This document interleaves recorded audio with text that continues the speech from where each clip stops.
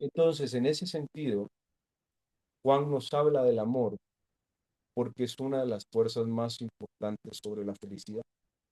Del amor se desprenden emociones como la esperanza, ¿verdad? Como la caridad, como la misericordia, como la paz. Y del otro lado tenemos el temor, que el temor se desprenden, ¿verdad? La ansiedad, la inconsistencia, ¿verdad? La falta de fe. Entonces uno dice que escoger, porque no se pueden escoger las dos. No puedo yo ser una persona que ama sin tener de alguna manera dentro del otro lado temor y entonces voy a, por supuesto, Dios, te suelto mi vida, pero de alguna manera quiero tenerla agarrada en este momento, ¿no? Y esa es la parte donde muchas veces nos perdemos el diálogo de Dios. Y por eso es que nos insta, justamente antes de hablar de fe, a amar al prójimo y a soltar. Y por eso es que nos dice en el Padre Nuestro, ¿verdad? Perdonemos a nuestros enemigos. Eso uno diría, no es enemigos, pero vamos un poquito más hacia la palabra enemigo, porque a veces creemos que la palabra enemigos es una palabra que tiene que ver con personas que uno tiene trifulcas profundas o que, ¿verdad? Como en las películas, donde siente que el enemigo pues está ahí. Y la definición, el adjetivo enemigo es simplemente, ¿verdad? Un contrario, una persona que está opuesto, un antagonista, ¿verdad? Dentro de las definiciones también, una persona que le desea el mal o le hace el mal. Y finalmente también el enemigo como una forma de mencionar, ¿verdad? Aquel que vino a robar, matar y destruir. Entonces, la parte interesante es cuánto de nuestros corazones van cargando dentro de esto. Y hay una buena práctica, es escribir en algún papel todos los nombres de las personas que de alguna manera tenemos en nuestro corazón y le pedimos a Dios que nos la muestre, que nos ha dolido, que no nos ha gustado, que es esto, y ponernos en la mano de Dios y luego soltarlo. Pero ¿cómo nos vamos a acercar a Dios si no perdonamos al prójimo? Y hemos hablado muchas veces del perdón, que el perdón no significa volver a estar, simplemente significa recordar sin dolor. El perdón es, yo puedo recordar que la otra persona estuvo en mi vida, pero lo recuerdo sin dolor. No recuerdo a la persona, ay, ojalá le pase esto, le pase lo otro, que no esté bien o esto, sino que recuerdo sin dolor. Ya no me duele, ya lo suelto, ya está ahí, ya se deja ir. Pero si yo recuerdo con dolor, lo único que estoy diciendo es moviéndome del camino de Dios. Porque cuando yo le deseo, y acá nos explica muy bien algo al prójimo, que es un hijo de Dios, no viene para mí, tengo que soltarlo. ¿Verdad? Bien decían que la envidia, el enojo y estas emociones eran básicamente como tomarse uno un veneno esperando que el otro se muera. Porque solo nosotros no nos hace nada bien, no va a tener ningún impacto en la otra persona tampoco. Solo nosotros vamos a querer actuar mal. Y eventualmente entre tanto odio, tanto resentimiento, tanto esto, vamos perdiendo la felicidad de la vida y el disfrute de la vida. Y Dios no quiere que nos lo dice con Juan.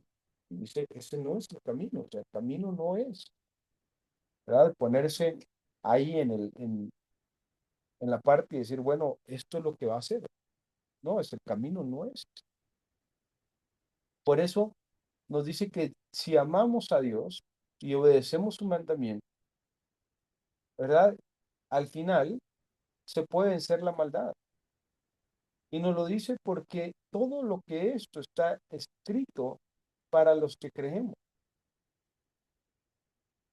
Entonces, muchas veces se nos pinta como que el mundo, ¿verdad? Como que la fuerza que tenemos nosotros, como que el Espíritu Santo, como que Jesús, como Dios, no son lo suficientemente fuertes para enfrentar lo que hay en el mundo.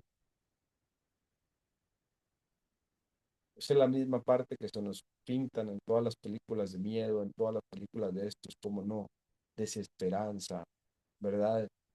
Escasez, falta de, y nos damos cuenta que no es así. Nos damos cuenta que Toda la palabra que sale de Dios es de abundancia. Toda la palabra que sale de Dios es de amor. Toda la palabra que sale de Dios es de comprensión. Entonces, como le dijo Jesús a los discípulos, es una pregunta que yo me hago, entonces, ¿de dónde vienen todas estas ideas equivocadas? ¿De dónde vienen todas las ideas equivocadas que Dios es castigador, que Dios no va a proveer, que Dios quita y pone, como dicen muchos dichos que nada tienen que ver con la Biblia? ¿Verdad? Muchas veces escuchamos que personas se pelean incluso con Dios, tienen trifulcas con Dios, olvidando que a Dios hay muchas cosas que le importan, pero también que hay cosas que existen mal y que hay cosas malas. Y hay personas que toman malas decisiones, pero al final se pelea con Dios sabiendo, ¿verdad? Y yo lo veía y la vez pasada lo comentaba, cómo es impresionante que, pongamos el caso que hay una persona y esta persona tiene un hermano o una hermana, tenemos una hermana, y luego la hermana muere, ¿verdad? Por hechos de esto, pero esta persona era muy cercana a Dios. Entonces, cuando la hermana muere, automáticamente esa persona se pelea con Dios y sale. Yo decía, ese plan es perfecto para, para el mal, porque una persona que estaba cercana a Dios, una persona que estaba ahí y que estaba orando y que estaba rezando y que rezaba el rosario y que tanta cosa, de repente se salió, porque le dice a Dios, sos culpable. Y lo interesante es que entonces se aleja del camino de Dios. Y uno diría, si Dios hiciese eso, ese no sería su plan. Nos vamos igual hacia Génesis. Esta estrategia no es pelearse con Dios, es esto, y es lo que, de alguna manera, si uno llegase, es lo que me gustaría, fuese una reflexión, porque ¿qué es lo que pasa en, en el Edén? Adán y Eva tenían absolutamente todo, solo había una restricción. ¿Y qué fue lo que hizo la serpiente? Le dijo, ah, ya viste, Dios te está restringiendo. Lo mismo que le dice, ah, mira, Dios te falló. Dios no protegió a tu hermana, Dios no hizo por tu hermana. Entonces salite tú del Edén, porque la serpiente no los podía sacar. Tenían que salirse por ellos mismos.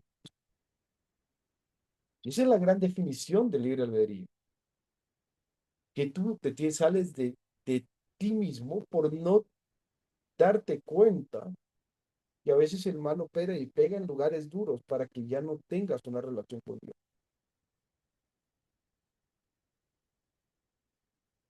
O que muchas veces también el mal, ¿verdad? Se aprovecha de las decisiones tontas que hace uno para justamente también buscar esa lucha contra. Pero se nos dice acá, por eso es que es importante obedecer y entender y saber cuál es el plan de Dios y quiere cosas para nosotros de bien. Lo repite la Biblia una y otra vez.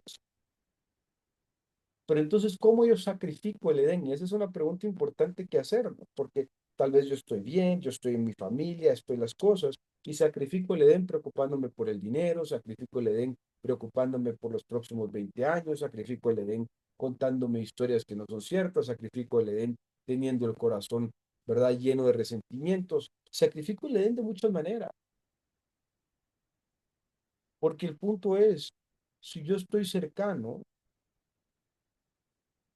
por supuesto que me puede proteger, pero si yo estoy lejos, la historia cambia, ¿verdad? Lo vemos en las películas, ve uno que está ahí el presidente siendo atacado o el dueño de una empresa, ¿y qué es lo que hacen? Tratan de sacarlo de la cobertura de todos los policías. ¿Para qué? Para que sea más fácil atacarlo. ¿Y acaso no es lo mismo que nos está diciendo? Y eso es, ¿verdad? Te pone a alguien. Y ayer leí algo hermoso, que me gustaría ahondarlo y decía lo siguiente, decía, a algunas personas nunca les caerás bien porque tu espíritu irrita a sus demonios. Unas personas no le va a caer uno bien porque lo que uno lleva adentro no combina con lo que ellos llevan adentro y eso está bien. Pero no me puedo yo tomar ni resentir ni hacer en base a eso, porque si no cometería grandes errores. Sacrificaría el Edén por estarme peleando con los demás. Y eso es importante que lo miremos, porque nos dice Juan esto, ¿verdad? Y al final dice, si alguno de ustedes ve que otro creyente comete un pecado que no lleva a la muerte, debe orar por él. Y si Dios le dará vida a esa persona, y Dios le dará vida a esa persona. Pero hay un pecado que conlleva la muerte, y no digo que se ore por quienes lo cometen. Todas las malas acciones son pecados, pero no todos los pecados llevan a la muerte. Y ahí es donde empieza a decirnos que sabemos que los hijos de Dios no se caracterizan por practicar el pecado, porque el Hijo de Dios los mantiene protegidos y el maligno no puede tocarlos. Sabemos que somos hijos de Dios y que el mundo que nos rodea está controlado por el maligno. Y sabemos que el Hijo de Dios ha venido y nos ha dado entendimiento para que podamos conocer al Dios verdadero. Y ahora vivimos en comunión con el Dios verdadero porque vivimos en comunión con su Hijo Jesucristo. Pero se dan cuenta lo que nos dice dentro de la Biblia. Se los voy a repetir porque es importante. Sabemos que los hijos de Dios no se caracterizan por practicar el pecado, porque el Hijo de Dios los mantiene protegidos y el maligno no puede tocarlos. Y entonces, ¿cómo se quita uno cuando se desprotegía de los papás? Se iba a ver algo, te distraía algo, una tienda en el supermercado, ¿verdad? Una cosa en el supermercado, un amigo, una persona. ¿Cuántas veces no oímos esa historia de que le daban dulces a los niños, ¿verdad? Para traerlos. Pero ahora que estamos adultos, el tema es qué nos está sacando del Edén, qué nos está retirando de Dios. Y acá nos lo dice, muchas veces es nuestros sentimientos para con los demás, muchas veces es los sentimientos y así. A veces la gente nos puede odiar, sí, porque uno representa algo distinto y así debería de ser. Jordan Peterson lo decía, no puedes decir soy cristiano sin seguir los mandamientos, sin hacer sacrificios, sin entender el sacrificio de Jesús en la cruz, sin ser una persona de luz, sin perdonar a los demás. No se puede ser una cosa y la otra. Si no, regresamos al fariseísmo, regresamos a decir, no, yo soy cristiano y entonces le tiro el carro a todas las personas. Yo soy cristiano y ando chismeando con todo el mundo. Yo soy cristiano y ando pensando mal de todo el mundo. Yo soy cristiano y ando diciendo cosas negativas de las personas. Entonces no lo soy. Y eso es lo que nos pasa muchas veces a quienes vamos el camino. Mira, esa persona se llena la boca de Jesús y después está criticando a todos por detrás. Pero recordemos, es esto, que cuando no vemos a las personas con amor, cuando no entendemos, cuando no llevamos, es muy sencillo entonces alejarse del Edén. Y Dios siempre nos va a proteger como cualquier papá protegería a un niño. Por eso tiene que haber algo que separe al niño del papá, para sacarlo de la protección. Por eso tiene que haber algo que nos saque a nosotros de Dios. Por eso cuando meditaba en cuando alguien se pelea con Dios, es exactamente eso. Porque muchas veces estamos por la cobertura de todas las oraciones de nuestros papás, mamás, rosarios, familia, amigos, todo. Y el punto es cómo me salgo de eso. ¿Cómo saco a alguien de un lugar donde no se quiere ir? Y en las películas de misterio nos enseñan eso. Siempre la persona que iba y que la saltan en un lugar ¿verdad? Donde no hay personas, donde no hay nadie, donde la traen. Es esto. Por eso es importante que tenemos que pedir como Dios nos enseña también lo que estamos haciendo mal, y los errores que estamos haciendo, y las metidas de pata que estamos dando para recuperarla, para reponerla, para por lo menos darnos cuenta de que nuestro corazón se ha vuelto duro por momentos. Pero pongamos esta pregunta, ¿por qué estamos sacrificando el Edén? Adán y Eva nos lo dieron desde el principio, sacrificaron todo, porque al final necesitaban una motivación para salirse de, y no nos hubieran podido salir.